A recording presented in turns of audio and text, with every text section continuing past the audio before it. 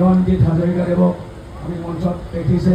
গতিকে তেখেতক সৰ্বপ্ৰথমে মই এখনি সম্বোধনে পত্ৰ ব্যক্তিগত হিচাপে মই আগবঢ়াবলৈ লৈছোঁ। মই সম্বোধনী সম্বোধনা পত্ৰখিনি মই পঢ়ি দিব বিচাৰিছোঁ, আপোনালোকে নীৰৱে শুনিব হওক। ওম নমঃ ভাগৱতী বাসুদেৱায়। শ্ৰদ্ধা আৰু সভক্তিৰে শ্ৰীযুত ৰঞ্জিত হাজৰিকাদেৱলৈ আন্তৰিক সম্বোধনা, আপোনাক আন্তৰিক প্ৰণিপাত আৰু হিয়াভৰা সম্ভাষণ জনালোঁ।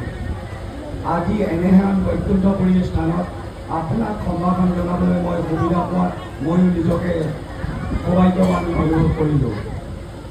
আপুনি ল'ৰালি কালৰ পৰা নিজকে এজন সমাজৰ গণ্যমান্য ব্যক্তি হ'বলৈ যি চেষ্টা অব্যাহত ৰাখিছিল, মোৰ বাবে ইয়াৰ সাক্ষী মোৰ জীৱন নয়নে।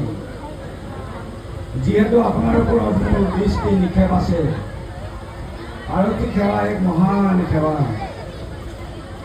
আপুনি এই সেৱাৰ লগত জড়িত হৈ ত্যাগ আৰু মহানতাৰ আদৰ্শেৰে অতিবাহিত কৰি আহিছে সুদীৰ্ঘ সময়। এনে সাগৰ সমব্যস্ততাৰ মাজতো আপোনাক ধৰ্মৰ প্ৰতি থকা ভক্তি আৰু সমাজৰ প্ৰতি থকা শ্ৰদ্ধাক মই আজীৱন কৰিম। আপোনাৰ চৰকাৰী কাম কাজত সন্তোষিত হৈ চৰকাৰে আৰক্ষী বঁটাৰে পুৰস্কৃত কৰিছিল অসমৰ সমাজ জ্ঞাত। সময়ৰ নামত কিঞ্চিতো আজৰি নোপোৱা আপোনাৰ নিচিনা ব্যক্তিজনে কৰ্মময় জীৱনৰ মজিয়াত গুৰু চৰণত শৰণ লোৱা কথা মনলৈ অহাত মই আপোনাক ধন্যবাদ জনালোঁ। আৰক্ষী হৈ ধৰ্ম সংস্কৃতিৰ প্ৰতি থকা প্ৰয়াসক নকৰাকৈ নোৱাৰিলোঁ। সেয়েহে আপোনাৰ দৰে এজন সুযোগ্য ব্যক্তিক আজি ধৰ্মীয় সমাজৰ মজিয়াত সম্ভাষণ জনোৱাৰ লগতে পৰিয়ালবৰ্গলৈ আন্তৰিক অভিনন্দন জ্ঞাপন কৰিলোঁ। ইতি সেৱাৰে ফুলপৰা কেতিয়া গাঁও দিনাংক 13 মে 2024।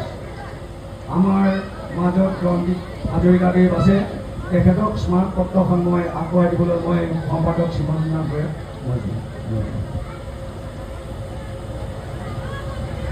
সকলোৰে হাত তালি সম্ভাষণ জনাব তেখেতক। ইয়াৰ পাছতে আহিম আমি সম্ভাষণ জনাম মাটিৰ পানী গোন্ধ পোৱা